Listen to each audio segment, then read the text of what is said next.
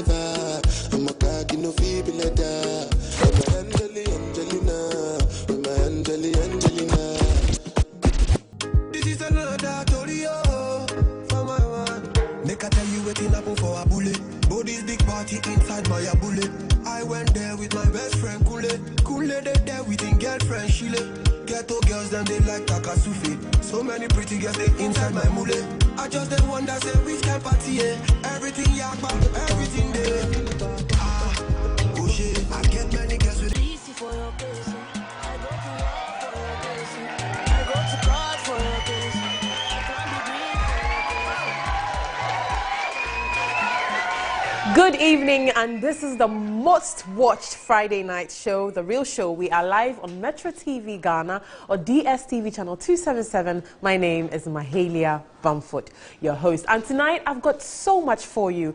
We have twists for tonight's show. And as usual, we have two amazing guests about to inspire us with stories of how their trip went or their journey of life has been to inspire us. But hey, I've got a twist because tonight, you're not going to be listening to music. And I'm not going to be telling you what it is. Just stick with me. DJ Abega will take us on a smooth cruise of music. We'll go on this commercial break and we'll be right back for more.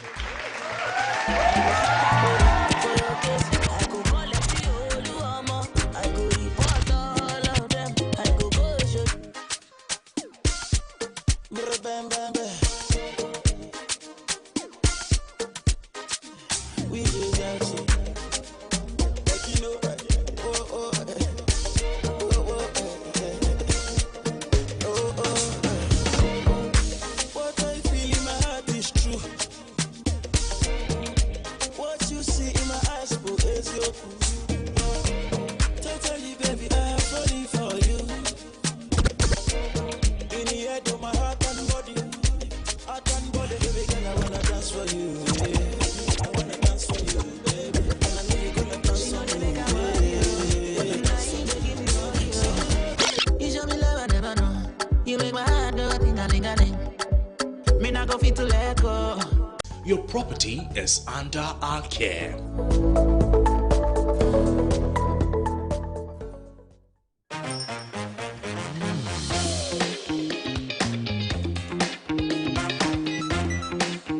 .33 safe fast charge system with 2 fine-line certification.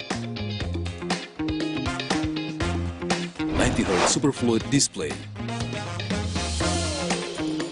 6.95-inch Full HD+.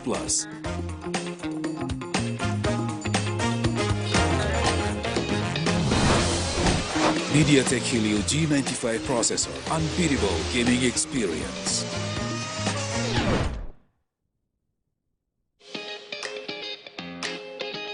Infinix Note 10 Pro, faster and smoother. They'd say the darndest things. One platform, many talents.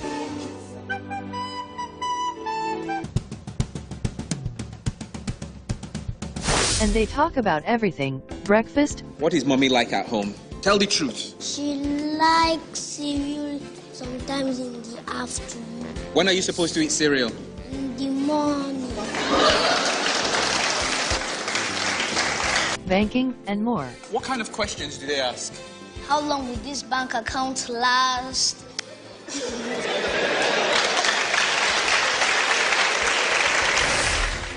Showing every Sunday evening. Prime time, 5 to 5:30 p.m. with a catch-up on Wednesdays, 4 to 4:30 p.m. Kids always say what they wanna.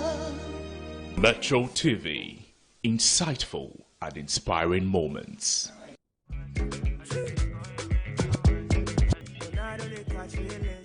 Thank you, DJ Alberga. He is an award-winning DJ. Thank you. Those were lit. Now for my first guest for tonight. There's going to be an amazing revelation. I mean, a conversation that has to be had every single day because the African narrative is being lost. But before we go on to tell you more about what we'll be discussing, let's have a look at this video. Before the advent of television and the internet, books played a huge role in communicating culture. Cinderella, Rapunzel, and Snow White are Disney characters that most millennial, Gen Z, and X grew up with. The description of these characters in storybooks as beautiful, fair skin with long tresses of hair have somehow defined what a beautiful girl should look like.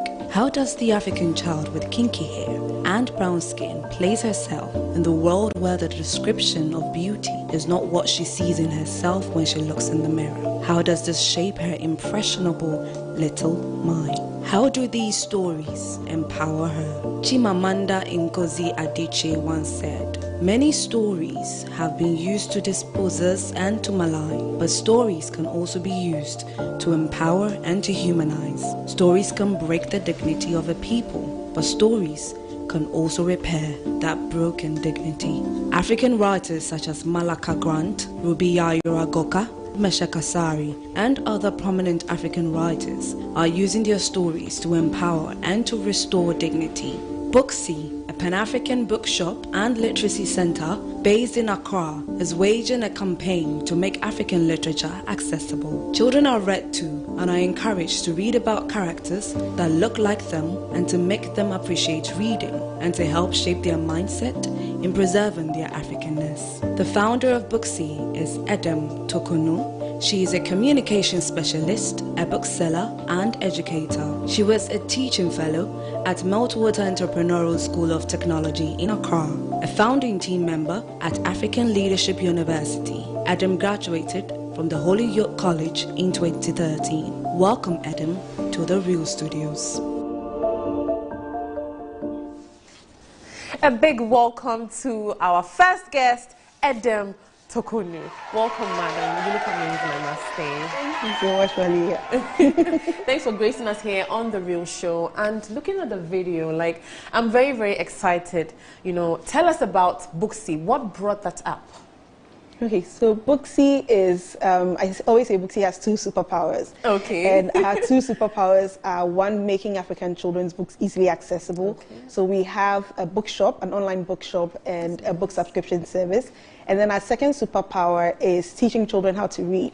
So we run a literacy center where children come learn to read. We host story time events where authors read their books to children. Okay. And we also run an annual reading camp.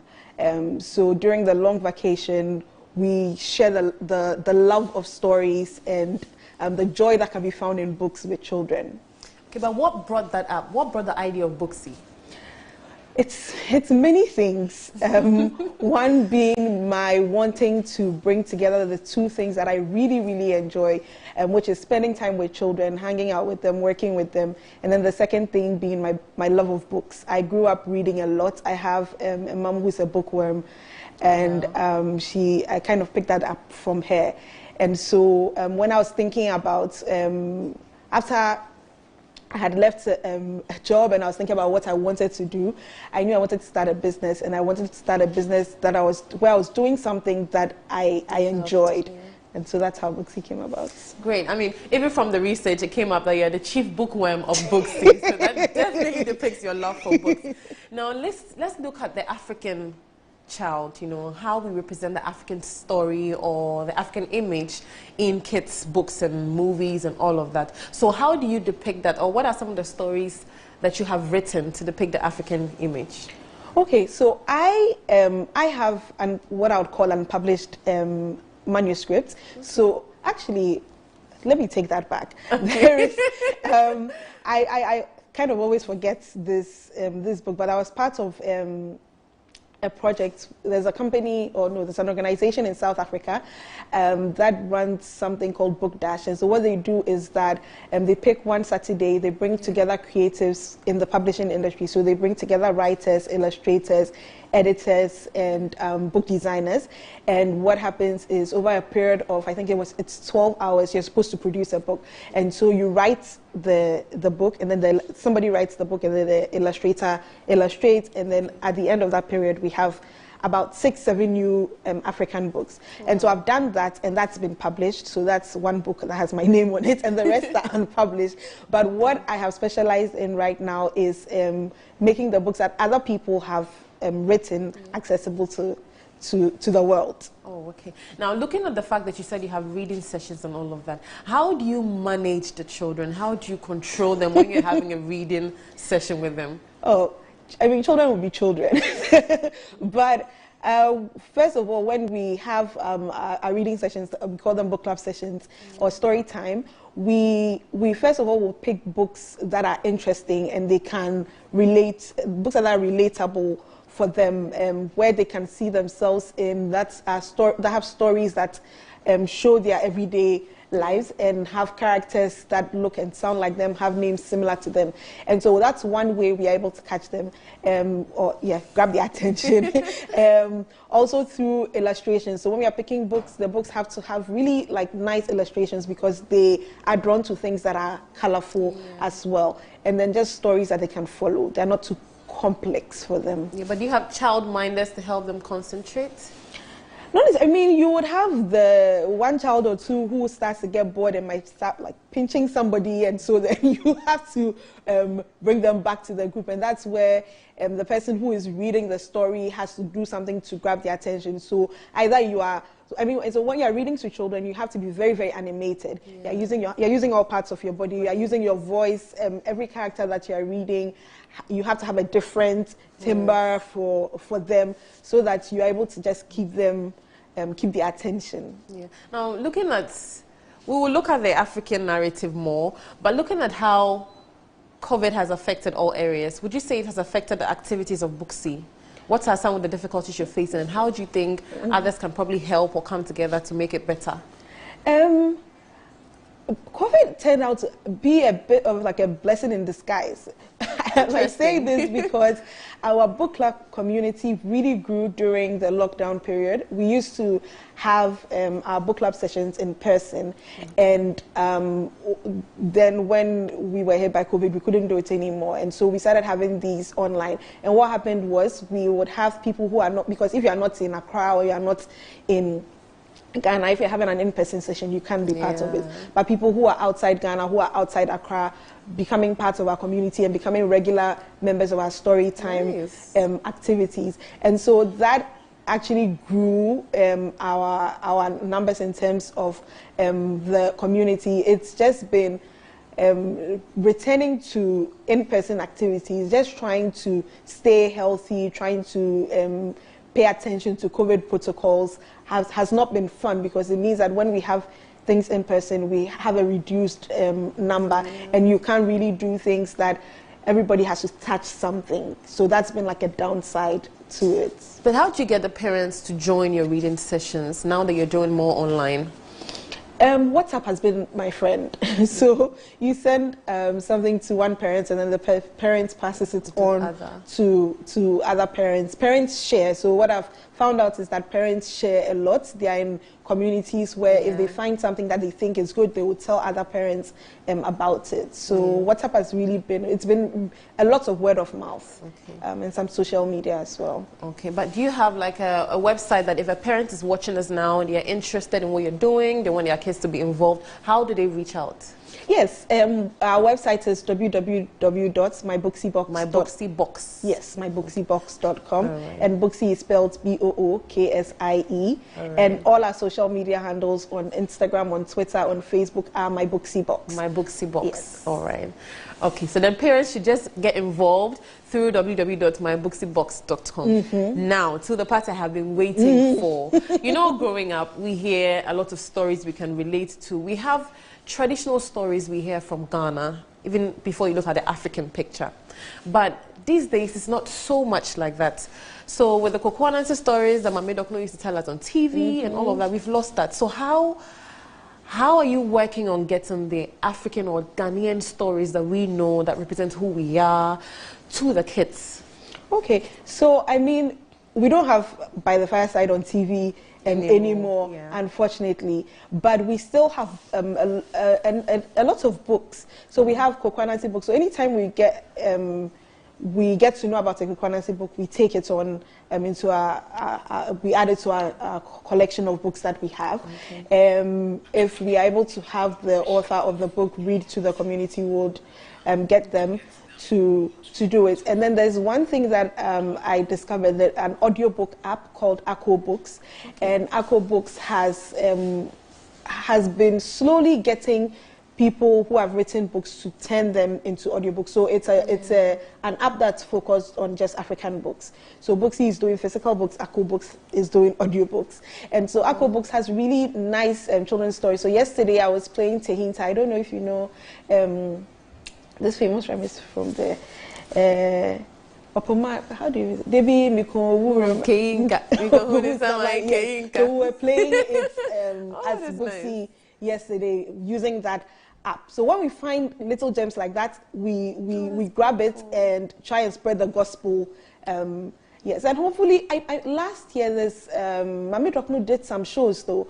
There's this gentleman who puts together reading events, and I think he did a number of shows with Mame Dokno. Yes, Oswald. Yes, Oswald did a number of shows with Mame Dokno, which was very exciting. Yeah. But have you had any collaboration with the Folks Law Authority? Not yet. Not yet. In the future, is there something of this sort? Yes. It's something that would be very nice to explore. All right. Now, looking at social media, there's a lot of impact that is having on children's learning activities, okay? And talking about social media, what do you think is the best way forward to help our kids learn to read more and concentrate on stories that we actually want them to get, looking at the fact that social media is already interfering? Take away the tablets. Take away what some of the things I hear from Booksy parents is, okay, it's limited screen time. You do this, and then you can have just a few minutes of tablet time. When you come to Booksy, we hardly do anything with screens. We try to show them that screens are not the only way you can entertain yourself. Lots of arts and crafts activities. What we do is we pair books with an activity. So you read a book where there was like a king, maybe your activity would be making a crown. You get your hands dirty, you work with glue, you work with paint, you work with like glitter, and that keeps the attention for a while. They can forget the tablet for a while. And then another thing is actually parents mirroring reading. So lots of parents are spending time on their phone themselves. So if you put your phone away and would pick up a book that's not necessarily the Bible or a newspaper, and just are also showing that reading is pleasurable and you can read other things. The Bible is very important, but you can read other things. You would show that they don't need to be looking at the screens all the time. Wow, I mean, when we watch movies, we see that in the foreign culture, they read children to sleep. So maybe some of these things can be inculcated here, reading the African story, of course, the African child. Now, media is very powerful because children are picking up societal constructs from media, okay? Now, let's look at Disney. Disney is one of the giants in media when it comes to children content. But so far, I mean, the stories we know, like the Cinderellas and all that, from the depiction of hairstyles to skin color to language to settings. Do you think that looking at factors like race, age, sexual representation, or even cultural representation, assessing what Disney is doing so far, what do you think are the loopholes or the ways forward to help the African child feel more represented in the media production of Disney? I mean, they need more representation. I mean, but you see, Disney's audience or who Disney is making stuff for is not necessarily the African child. They are making things for Americans and Europeans, and we don't know. They have some black characters, like they have Princess Tiana from The Princess and the Frog. So I think there's the Prince of Egypt. But there's very few of them. So we are not their target market. So we are not who they are looking to create material for. So I think maybe we can try and not rely on Disney to create that content. We can do it ourselves. We've got animation studios on the continent that are creating things. I think the onus is on us, on parents, to try and find these things. If you reach out to Booksy, we've got some blogs, we've got in our newsletters, we're always trying to share these resources that we find with parents. There's a Nigerian animation company that is has a really good show, Bino and Fino. Bino and Fino is Bino and Fino, Akili and Me, there's Kirikou. There are different animations that you can show to your children, and then they would start getting wind of Disney. I mean, Disney is fine, but because we are not their target, they don't have images for us. Even if they do have black images, African American images, it's still not our context. So we can take up the creation so that we create because we understand our context better. Now, would you say that as a mother, you are a mother, are you? No, not yet. Okay. But as a woman, would you say that looking at kids, okay, and how they pick things to learn, okay, would you say that reading is less interesting as to videos, as to watching cartoons? Because it's really hard. You know, we are talking about parents reading for kids to pick, but it's really hard to get children to sit and read at certain stages. So would you say that it's better to start with the reading to pick them up from your experience, even with the kids at Booksy, or they should actually start with videos or like video representation of the books that we want them to read? No, start with books. With the books. From early on, I've heard my mom say, I think she said someone told her that she should start reading to my little sister from when she was in her tummy. And so she started reading to her. And she, I think amongst us, was the person who learned how to read the fastest. Wow. So start early. There are baby books for babies. There are board books. They are made of very tough material that if they start trying to tear it or chew on it, it stays intact. Parents sometimes would keep books away from their kids because they think that they would tear it, and the book would not last long because they would destroy it. So then you find books that are appropriate for the age. So 3 and below, you get the board books, very simple, colorful. Actually, now I wish I had come in with a few samples. And you start from the beginning, when they are sleepy, when they are bored, just read, and also have books around you all the time. If you have books there, even if it's just like 10 books, created a little book, a corner, like a nook where you display the books then nicely.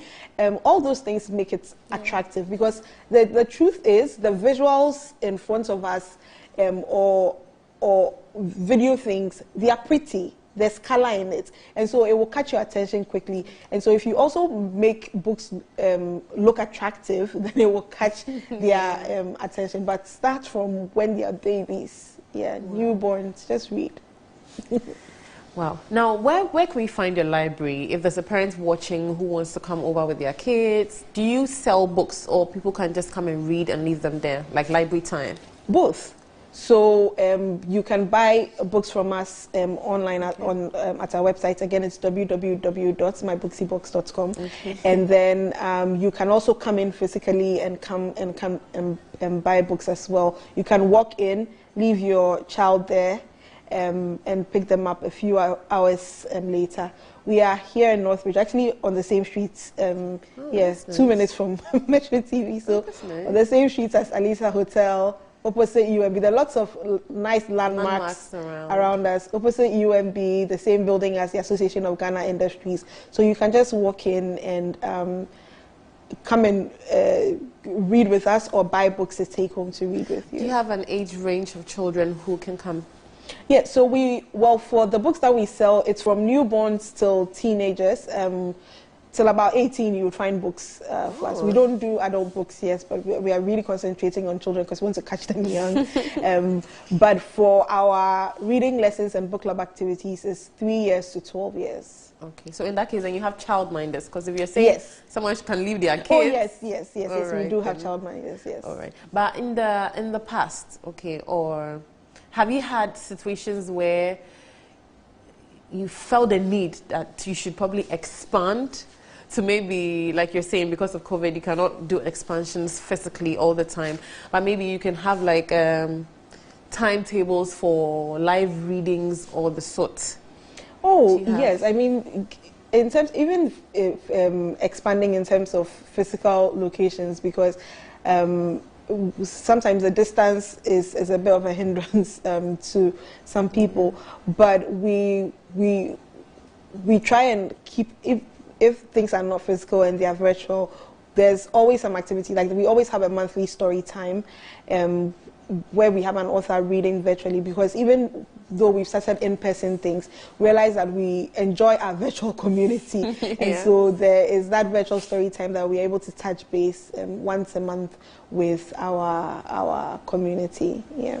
Okay, so for instance, me in particular, looking at the fact that I enjoyed the whole Kwekwanansi side stories, is there any plan to collaborate and have a children's animated movie right here in Ghana based on some of these stories that are from, before that we know? Do you have plans of the sort? Yes. You want me to let out Booksy secrets?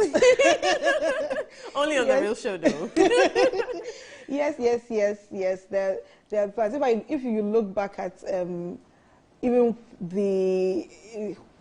where the different ideas were written down when Booksy was starting, that's one of the things. So you just watch out. We would be bringing you stories in all forms. We'll be celebrating African stories in all forms, not just books. Wow, that's great. So far you don't have anything for adults, just children from 3 to 12. Yes. I feel like adults, you've grown, you should be able to manage yourself and read. And there are lots of adult book clubs and resources that you can rely on. But for children, they're still being developed. So that's where we are looking at. Now, once again, looking at the fact that you're targeting children, is there something to help children who may have some disabilities, like children who may be blind?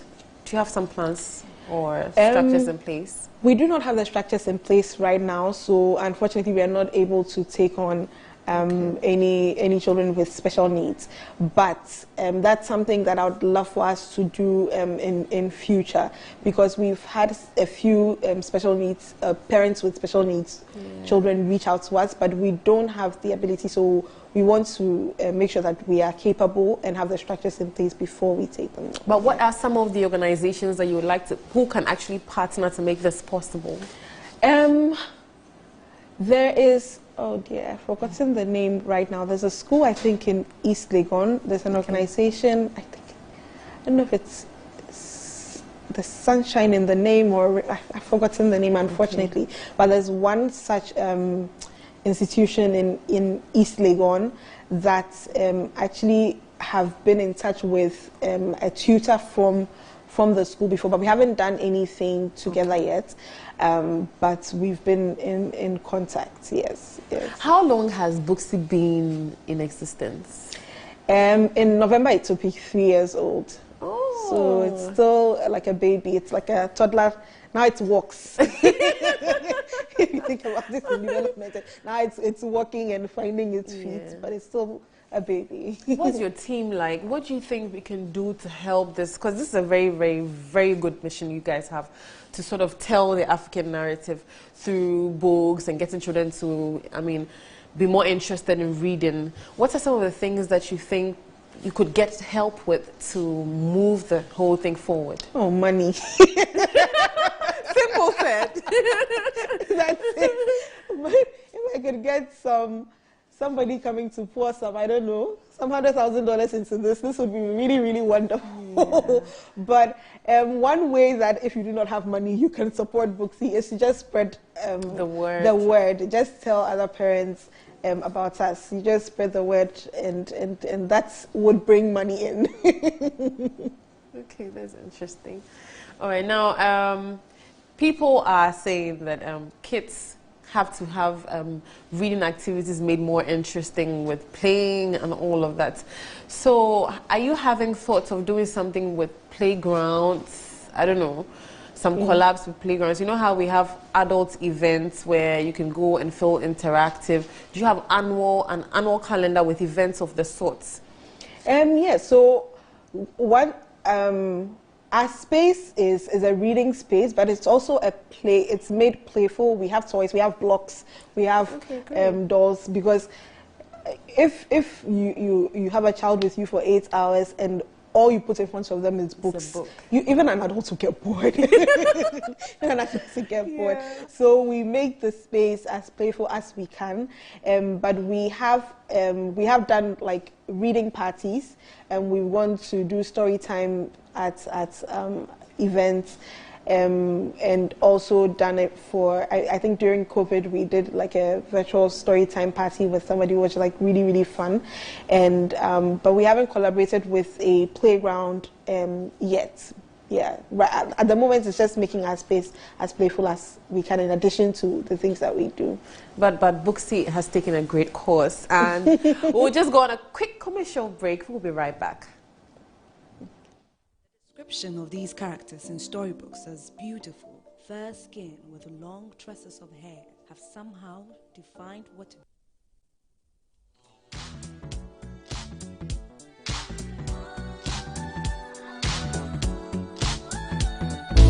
Need a little help? Nobody does it better.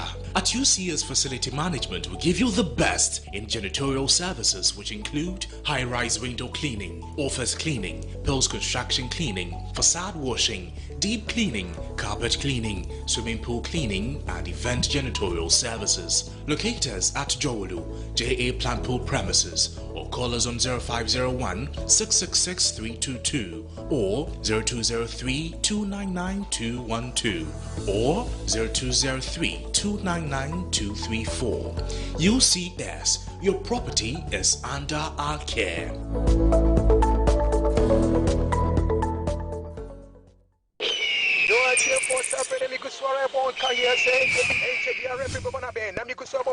Masa, Tam, Maria, I'm kind of coffee. I am doing more about your bonnet. Have a beer, you can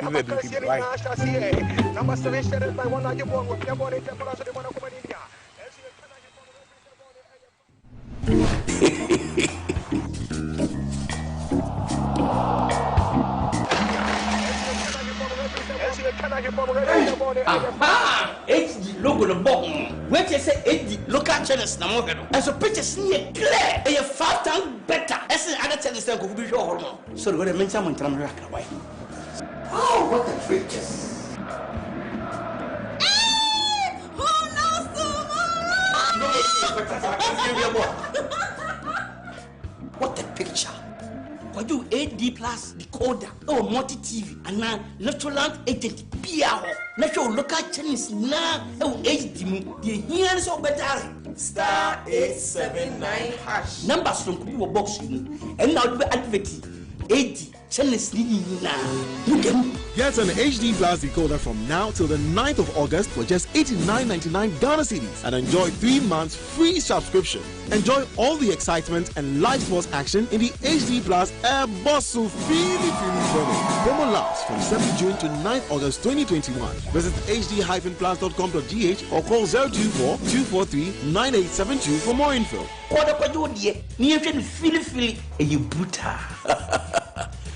Half a nose for good things.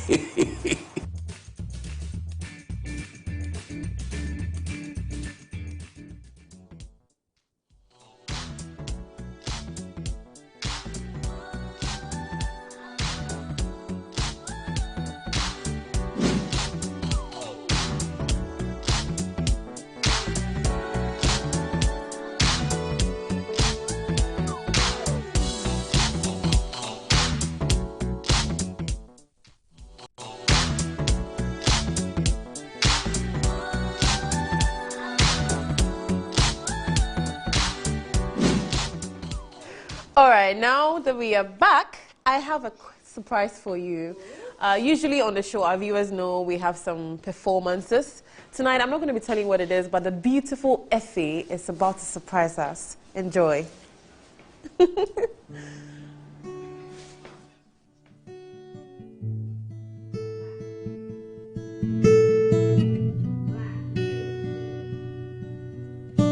Black, beautiful girl. Black, beautiful, strong girl. Black, beautiful, strong, smart girl. Last time I said these words, I talked about myself. How I wanted to be nothing else but poet. Today, I speak of someone who doesn't even write poetry. See, she be poetry. For the universe has tried so hard, it still couldn't break her down. She be black. Wears her skin color like jewelry. Drapes her melanin like rubies. Wears her kinky black hair like a crown on her head. See, she be beautiful. Black, beautiful girl. She not only raises her hand up to girl power. See, she be girl power. Not just daughter of, but mother too. She has made so many dreams come true. See, you don't have to push a baby out of you to be called mother. All you need to do is care. Black, beautiful, strong girl.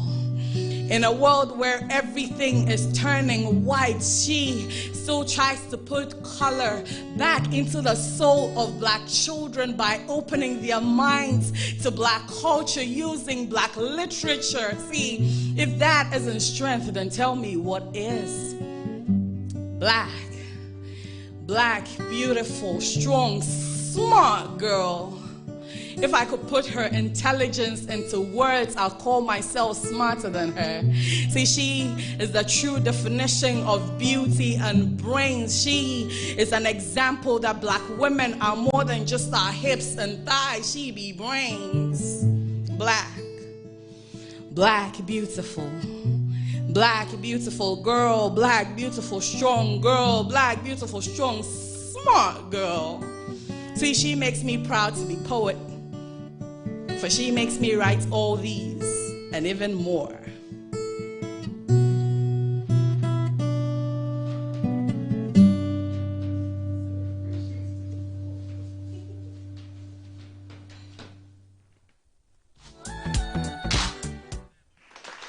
That was refreshing. Ife, you are a talented poet.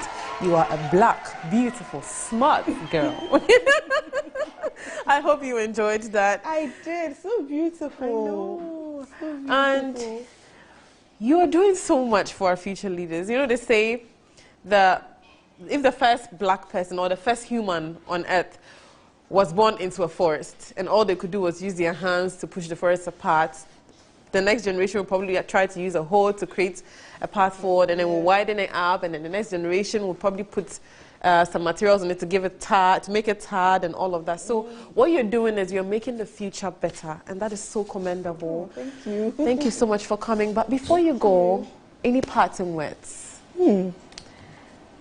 My parting words are, first of all, I'd like parents, adults around children to, first of all, model reading, to get children reading materials, to become readers and to make their children around them readers. And when they are picking out books for their children, it's totally fine to pick out books that are not Ghanaian books or not based here. That's very fine, because somebody said books are windows and mirrors. So mirrors that reflect your own life and windows into other people's lives.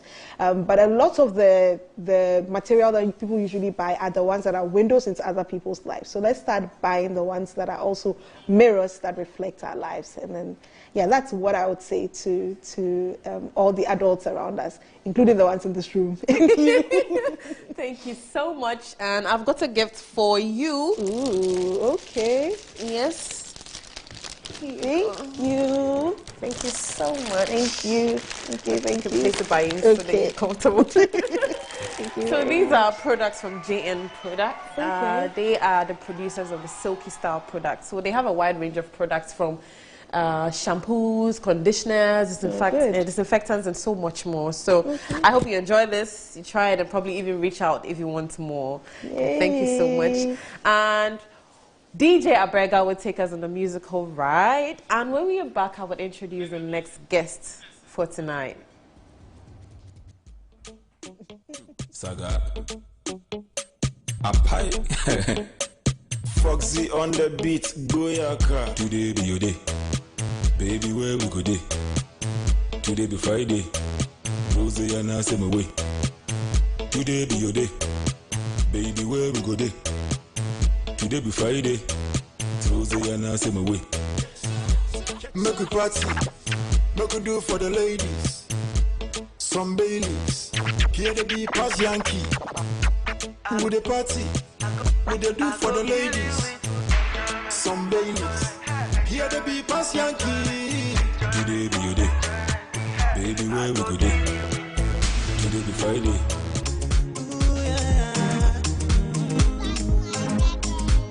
Somebody help me celebrate. Somebody help me celebrate. Cause I just broke out of prison. Finally. Baby says she no want me. You don't know how happy I am. No girlfriend, no money. No boyfriend, no worries. No more worries. So won't take sick of croissants. So plenty complaints. That is here for the Bobby. The Bobby. Say I don't know. Say won't pay me your man. I would chill met to a you know. So somebody help me celebrate. Cause I just broke out the breeze. Wanna make love on the moon, dancing to my tunes. Easy too much, it's not too much. I wanna be a forest, if wishes were horses. Easy too much, it's not too much. If I want my baby to if I want Samputuma putu, samputuma petre, sampatama suku. Wanda da na the share. Wanna be, on your body. Wanna be, nobody, on nobody, on nobody. Wanna be, nobody, on body, on chogobi. Wanna be, chogobi, on chogobi. Yeah, we're killing them shot. Because I swear God, if I go killing them back. Yeah, we're killing them shot. Because I swear God, if I go killing them back.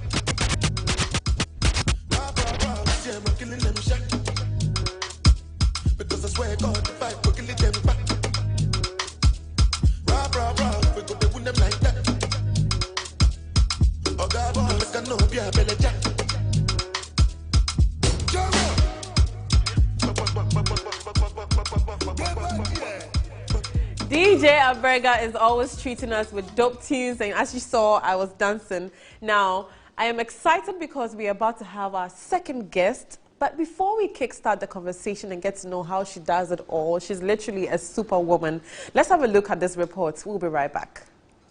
In any human organization, the welfare and the rights of the individuals are paramount to the growth and well-being of the organization. Through the strategies and policies of the organization, the individuals are to work within the remit of the organization in order to maximize the profitability of the company as well. That is when a human resource manager comes in. According to Byers and Rue 2006, human resource management is defined as a system of activities and strategies that focus on successfully managing employees at all levels of an organization to achieve organizational goals. Employees are the human resource of an organization and its most valuable asset. Therefore, the human resource manager manages employees of a company to achieve the goals of the company. Curiously, women are dominant in this field. According to Namely's 2018 Workplace Diversity Report, 67% of HR professionals are female. What drives women to do human resource management? Is it because of their nurturing abilities? Let's get more insight into the life of an accomplished HR person. So our guest tonight is an accomplished HR manager.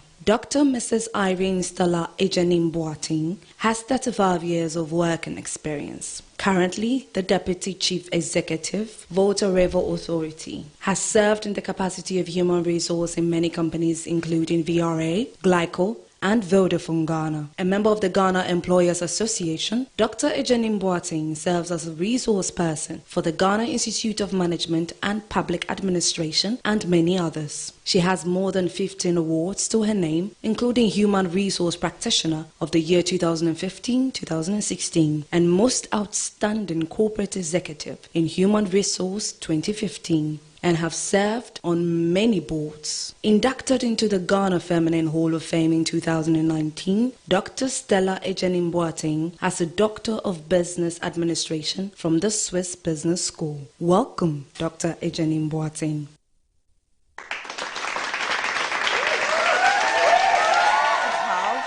Dr. Stella Ejenim Boateng in the building. Thank you so much for joining us, ma'am. Thank you for having me. Thank you for honoring our invitation.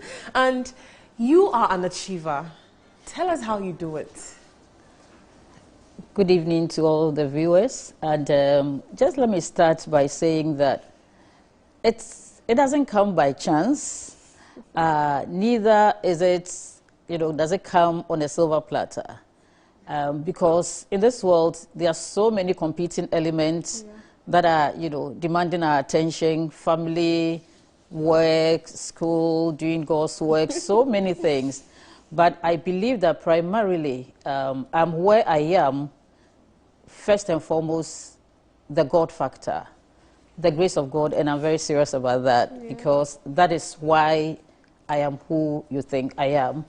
And I think family support has been another great factor. The fact of being purposeful. A lot of sacrifices along the way and trying to live by principles and values, being resilient and learning from others who have already, gone the way that I am going. And so all these factors put together have really brought me thus far. And I'm very grateful to God, I'm grateful to my family, and for the opportunities that I've had, in my career, and the fact that I've had people that, I've had to cry, shoulders I've had to cry on. And in all, God has been good, and I'm here. Oh, but why HR? I think that for me, if I consider my life generally, growing up and all that, I've always had a passion for people-centered activities. Okay. I've always had a passion for communication, opportunities that gives me the opportunity to communicate. I've always had a passion for supporting people, conflict resolution, trying to share opinions, receive opinion, teach, You know, all those things that have people at the center have always been a passion. Yeah. And so I believe that I went into HR with that personality. And so I really love HR. I love it. And that, I think, my upbringing contributed immensely to my profession. Wow. You sound so passionate about HR. Did you have a mentor in the field? I wouldn't say so. Okay. in the sense of structured mentorship. Okay. I would say that perhaps again I'll go back to my growing up. I think that the kind of mentorship that I'll call it today mentorship was quite informal. Okay.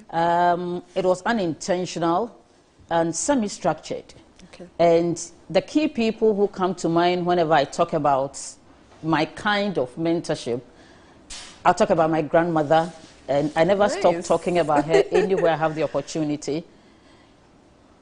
She was not lettered, but she believed in, you know, trying to make me somebody who would love people, understand the diverse nature of, you know, people, somebody who would understand culture, our environment, respect people, live, basically fit into society. Yeah. And I really got that from her. Anytime, any opportunity, I realized that she was, you know, giving me that kind of orientation. The other person was my mom. My mom was a professional secretary. So from the work side or from the corporate side, work ethics, the dynamics of work, and that sort of thing, I think I got that, you know, also from her. And of course, from senior people that I had, you know, through my career, I've worked with a lot of senior people, and they have been so instrumental in guiding me, giving me feedback, and, you know, kind of helping me to, you know, do the journey. And I think that they've all been very good to me. If I want to talk about, you know, structured mentorship, that may not be the case. But I believe that when I put all these together, I'll say that I've been mentored in a certain way, not the very formal. And so for me, one thing that I do is to continuously mentor, you know, the young ones. And I love that. I was going to ask you that since you've had so much mentorship through experience, I was going to ask if you have something of the sort. So that's great. And how do you manage your position, such a big position at Volta River Authority? How do you manage it, especially being a woman? I've had this question many times. But one thing that I say is that I have a certain principle or philosophy, whatever you want to call it, that says that I always tell myself that the world of work and acquisition of knowledge are no respecter of gender. Great. They are genderless. And so I do not allow my femininity to impede my hunger to stay relevant. I always make sure that I'm going in with something that I have, competence, knowledge, the opportunities that are available, and how well I can take advantage, as it were, of them by preparing myself adequately every time, improving, you know, the learning, and also to making sure that, you know, certain principles are followed. Prioritization, understanding the business that you are in, understanding the value that you bring to the business, making sure that the business is getting, you know, value for having employed you. And so I don't go in thinking I'm a woman and therefore I need to be favored, I need to have it easy. If it is tough, it is tough for me, and the reason why I'm there is because it is tough and I have to fix it. If it is easy because perhaps I've prepared myself enough, you know, to carry it through. And so because of that kind of mindset, I do not consider my being a woman as an impediment. I see myself as somebody who has certain skills by God's grace, and those are the skills that, in quote, I am selling. That's it. But what about the view of the people? You as a person see yourself as someone coming in with the skills, you know, the training, the knowledge. But what about the people receiving you? I mean, looking at the society, it's not always so easy for women. So how do you handle that as well? It gets tough sometimes. Oh, it's been tough, very, very tough before. I mean, when, sometimes, you know, people will see you, they are looking for this person. Maybe now I think it's quite okay. Yeah. But I remember when I started several years back, when I took my first directorship position in a big, you know, corporate entity, and, you know, people felt, no, you were too young. People felt you were a woman. Exactly. And are you able, or will you be able to do it? And so people will even want to walk past you because they are looking for your boss. They are looking for the holder of that position. And they cannot accept that it's you. Sometimes, you know, you have some micro inequities. You have people making comments, and sometimes people wanting to take decisions for you because they feel you're a woman. Oh, this is not for women. You can't do this. Or, you know, why don't you allow a guy to do that? But I think that for us as women, one key thing that we always expect, especially for career women, professionals, you do not want the decision to be made for you. Put the cards on the table. Tell me that this is the job that is available. These are the skills that are required. Let me tell myself that I'm capable of doing it. Or let me tell myself that, look, I'm a nursing mother, I don't think I can take it. That decision should be mine and not. So we've gone through a lot, you know, innuendos, etc. And sometimes it feels as if, you know, if you are not, and that is why people will think you must be tough as a woman. Yes. Not so tough as saying, you know, but you must be emotionally intelligent to know when to even respond to some of those innuendos, when, you know, to let it go, when to, you know, share your opinion and speak up and let them know that you are bringing a skill as equal as that of any other person, be it a man or a woman, and not just your femininity. Yeah. But research shows that even in the human resource, there's more women taking those positions than even men. So would you say that because of those attributes, women have become more open-hearted or stronger to handling that? Because you need to be extra strong to handle extra backlash from society. So would you say, or in your opinion, what would you say is the reason for this phenomenon? Why a lot of women are in HR? Yeah. I want to believe that it is how HR itself as a profession evolved. So HR, the history, HR started basically as a welfare, you know, kind of concept at the workplace. And then it moved to personnel management. When you look at all that, you're talking about welfare of people, you're talking about rules and regulations, you're talking about sanctions and recognition, patting people on the back. You are talking about, you know, getting to run the organization like a home where the mom is there, you know, whips you a bed and pats you and provides for you. So I think women have that natural flair. And so I want to believe that that is a reason a lot of women, it became, you know, naturally where women perhaps, you know, wanted to be. But I think that from the time that, you know, personnel management moved on, and now we have human resource, which is a strategic part of the business, the core, the center of the business, because the competitive edge that any organization has is this human resource. I mean, if it's about products, you can always pick it on the shelf and just, you know, tweak it a little to suit your situation and sell it to your customers. But you need the right culture. You need the right people who are going to turn this environment, turn your product, let your customer be happy so that the customer stays with you. So if any organization has a competitive edge, it's human resource. And so since HR became professionally very acceptable as a core part of the business and a strategic partner of the business, and again, for the fact that HR today is not seen just as an art, but it's both an art and a science, where we are using data analytics to take decisions and all that. I think that I see a lot of men, you know, coming into that space, and it's quite interesting. It's encouraging because it's becoming a lot more balanced. Maybe the women population might still be slightly higher, but I think that we have a lot of men in HR today, and that is quite, you know, interesting. It gives it, you know, a good balance, right? Because HR today is not just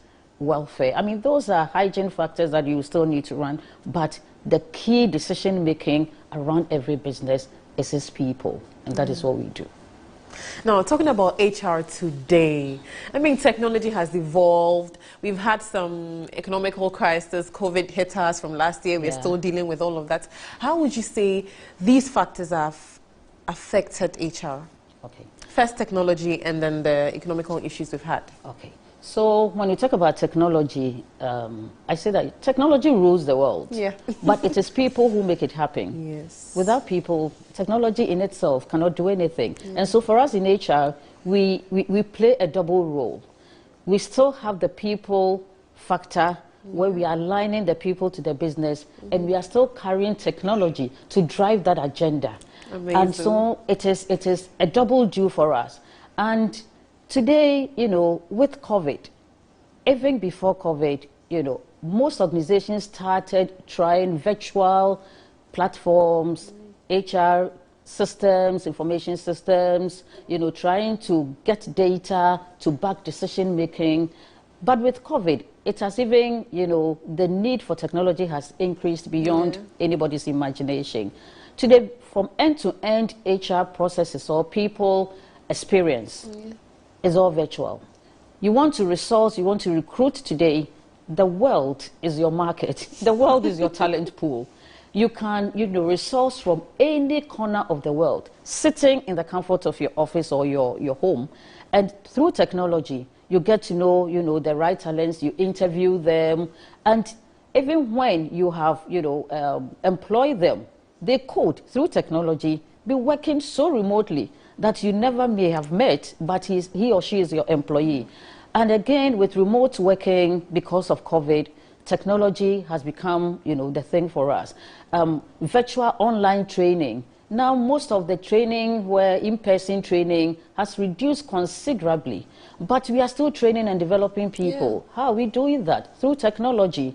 And, you know, again, it's been technology has helped young parents, for instance, who were struggling to either decide to work or, you know, to be sit-home moms because, you know, they didn't know how to leave their babies at home, they didn't have support, etc. Today, they are part of the pool because if so long as they have the talent and you need their skills, they can sit at home taking care of babies and still working, and through the power of technology. And so I think that technology has really been very, very useful for us in HR. It's made our work, I wouldn't say easy, it's made it very complex, but it's made it, you know, very relevant in the current situation that we have. Working from home policies and all sorts of things, but work is still, you know, going on. And I think that technology has really been very helpful in our environment and in our profession. I mean, with COVID, it's been a kind of situation that there is a SWOT analysis that, you know, we've tried to derive out of this whole COVID situation. There are so many positives. I mean, sometimes we talk about it, and obviously it's like doom and gloom. But there are so many positives. Like I just told you about, you know, young parents who have to be home, still working, earning some income, taking care of home. And that is great. That is a good positive. We are using technology a lot more. So, you know, maybe data accuracy is a lot higher and all that. We are getting, as it were, talents from everywhere, and we are increasing productivity through efficiency and all that. But of course, there are certain, you know, elements that COVID has also brought to bear on the organization and on our people, where, you know, now some people had solace in, you know, meeting each other at work. Now you have to be home now it's even getting better, but you know, in the thickest of things, you have to be home, and people have all kinds of environments that may not necessarily be the best for them. So there are people, mental health, for instance, you know, mental wellness was a very, you know, key in the times of COVID, and sometimes even managing as a leader, managing your team who are working from home, you know, can be very challenging. Yes. Reaching them could be a problem.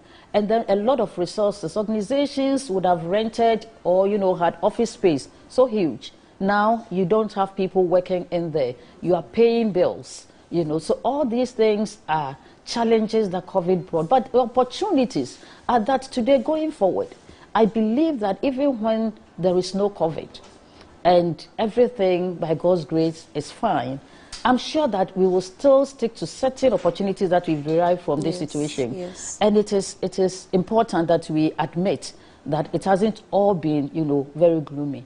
But the threats around the whole COVID, people lost their jobs, people had to be home without, you know, assurance of tomorrow in terms of job and where the next income was going to come from.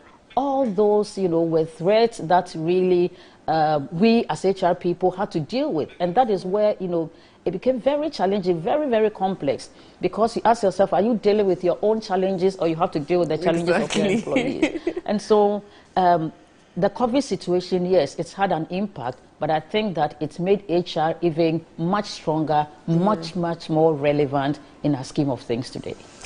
Wow. I have learned so much, and looking at the fact that you talk with passion and you talk about the details of work as an HR personnel, you've made HR very, very broad and more understanding for us. But before we continue, we'll go on a quick commercial break, and when we are back, I have a surprise for you. DJ Abega will take us through some tunes, and then we'll have the surprise.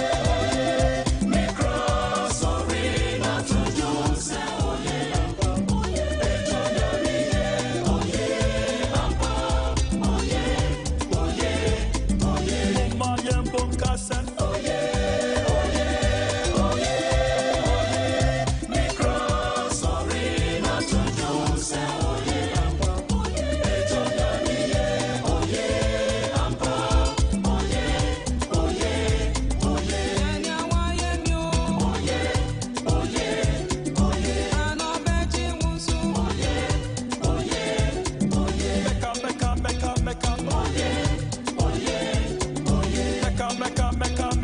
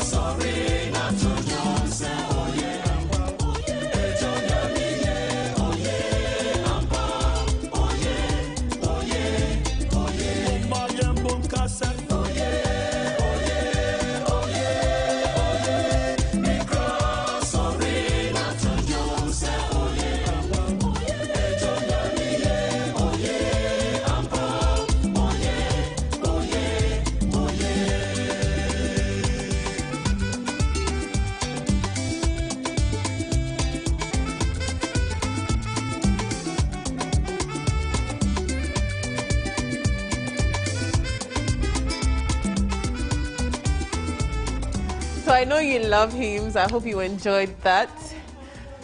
So that is DJ Abega for you, keeping it fun and interesting for our guest and myself. I hope you did enjoy that as well. Now, how do you link or move from being an HR personnel or director to being a motivational speaker? I don't think there's so much difficulty for me, you know, being an HR person and being a motivational speaker. And I say this because for me, as an HR professional, your day job is motivating people to deliver.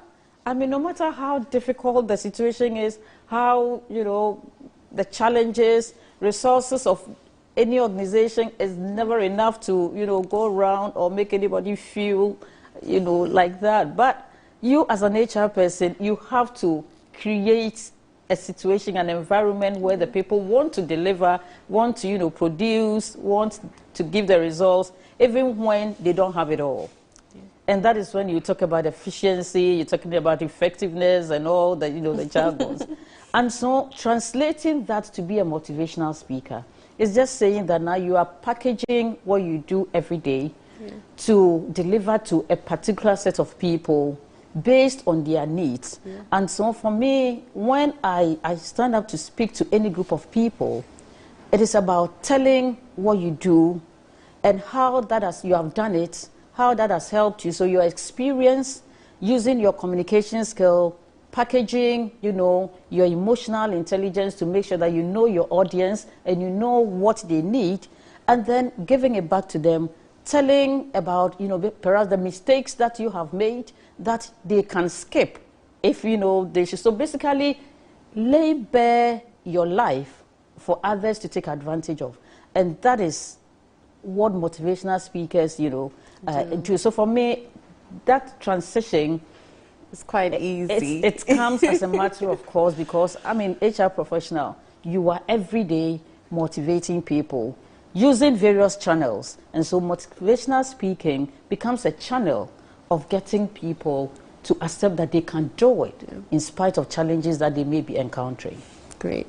Now, as an HR director, you're handling a lot of people, you know, having the emotional intelligence to handle their emotions, how they relate to productivity and all of that.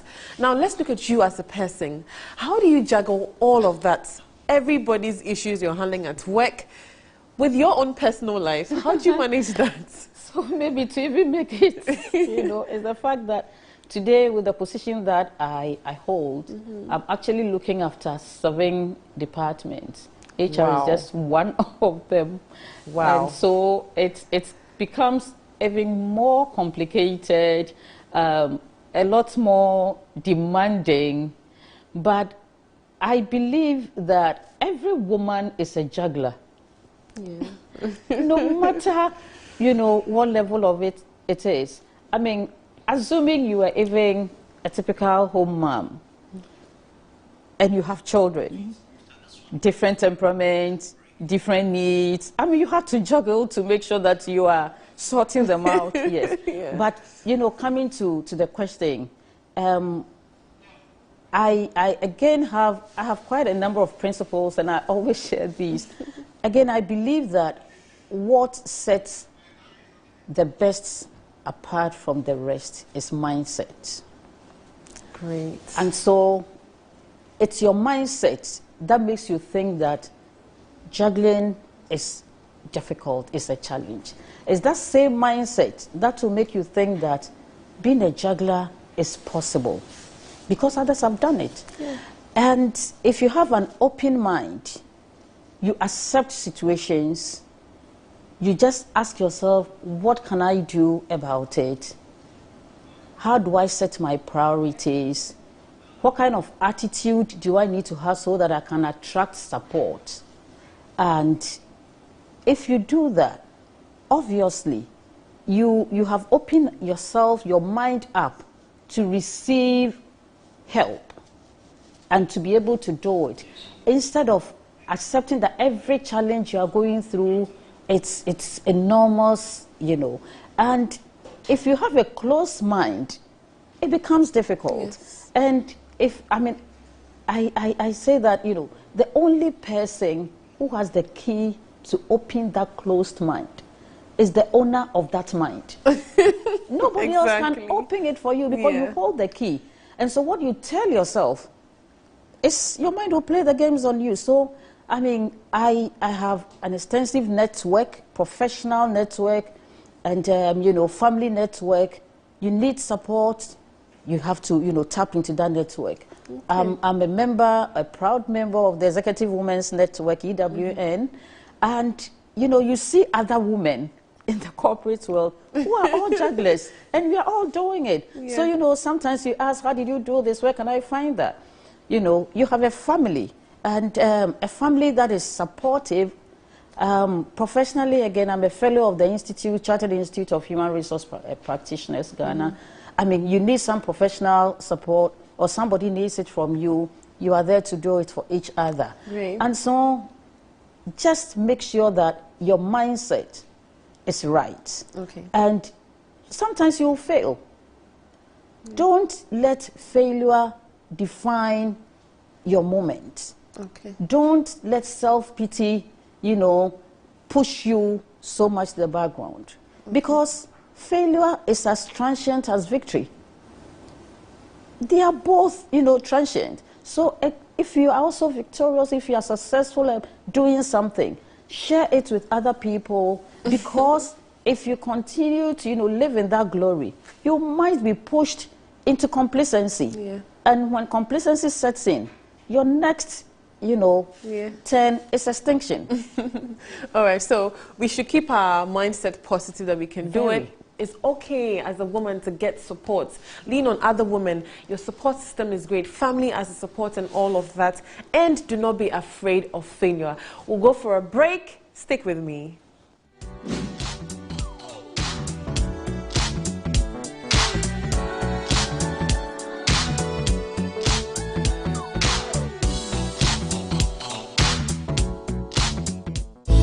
Need a little help? Nobody does it better.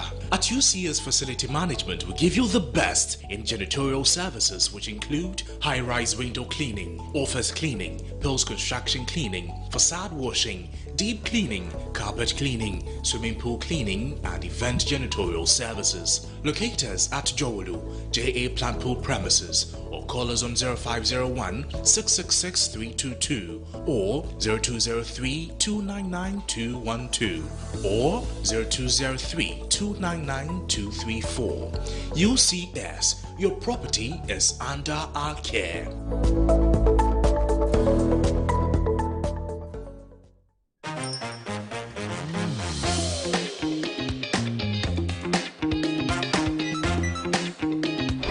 Watt Safe First Charge System with 2-for-1 certification. 90Hz Superfluid display. 6.95-inch Full HD+.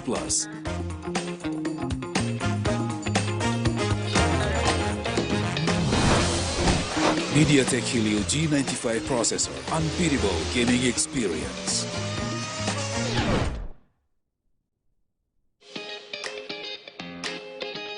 Infinix Note 10 Pro, faster and smoother.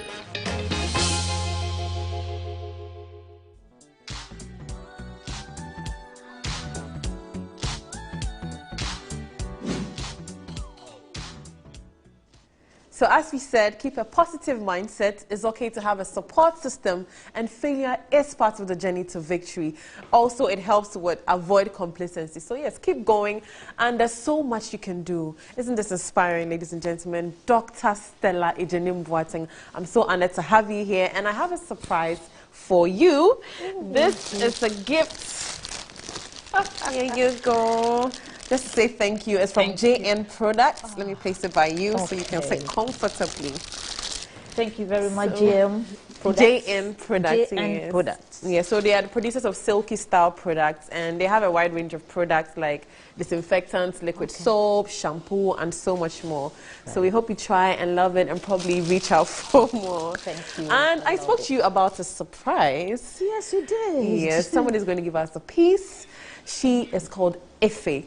She is very talented, and she is a poet. Let's introduce Efe to give us this beautiful piece. Ejene Boateng, Dr. Mrs. is a highly qualified CCU Human Resource Management executive offering over 30 years postgraduate professional working experience. Out of these years, Stella has spent 17 plus years in senior leadership roles at directorship levels. As I read these words, I said, damn, see, I want to be her when I grow up. Be the first name to pop up when I Google myself. She be inspirational, and inspiration helps you believe in yourself, teaches you how to find strength in places you didn't even know you had them. She is a woman.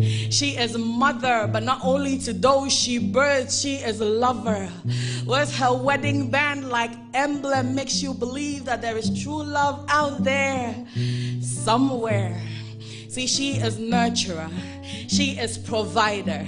The genesis to man's creation, so she doesn't let anyone spit on scripture. See, she is a believer, a true follower.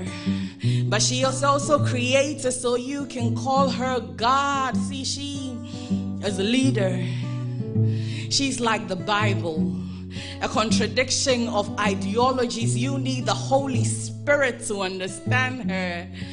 For she is encourager, but she is fighter. When the need arises, she be defender.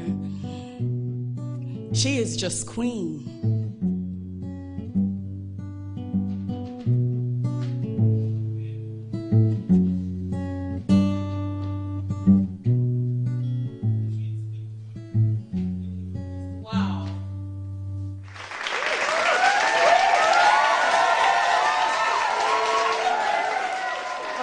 Some parting words from you. So I think that I will just advise that HR professionals, and for that matter, leadership generally, it's important to understand not only the organization of the business, but the business of the organization. So it is not just about structures, it's not just about processes, it's not just about the bureaucratic, the spans and layers, but it's about the reason the business exists. And so if you're an HR professional who doesn't understand the reason your business exists, then you cannot strategically support the business to, deliver. And so understand both the side of how do we maneuver, how do we restructure, how do we redeploy, get all those, but understand the core business, because that is when you can really be strategic. Again, it's important for all of us to know that you have to continuously improve your skills, because the skills that you have today may be obsolete tomorrow. And so if you do not continuously learn to upgrade yourself, learning is ongoing. And there is no reason why you cannot learn outside of the classroom.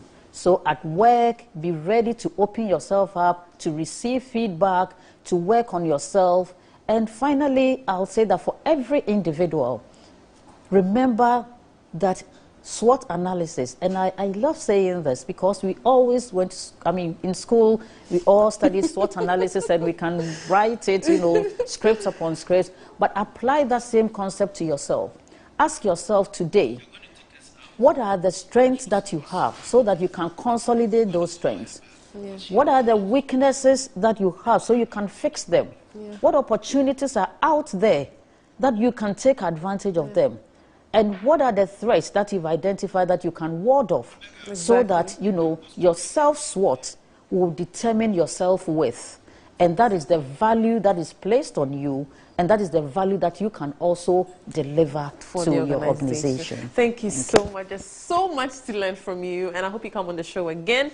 This is The Real Show, and if you missed tonight's episode, you can catch up on Sunday, 3 p.m. and last week's episode tomorrow at 2 p.m. A big thank you, Dr. Mrs. Stella Ejene Boateng, and to my first guest, who is securing future leaders.